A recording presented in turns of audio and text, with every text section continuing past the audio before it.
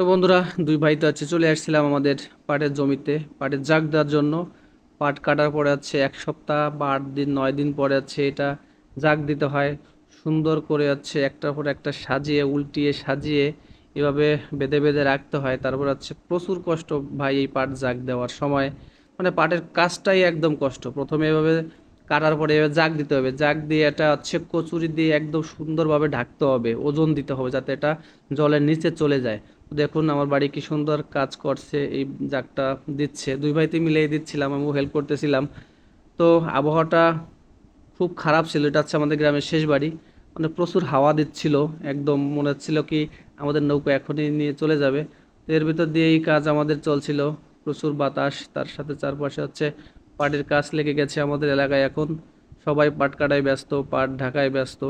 এরপর হচ্ছে 15-16 দিন এভাবে ঢাকা থাকবে, তারপরে হচ্ছে পাট বাছতে হবে। মানে সে এক বিভীষিকাময় জার্নি পাটের কাজ। যারা পাটের কাজ দেখছে বা যারা করছে তারা খুবই ভালো জানে যে এতে কতটা কষ্ট।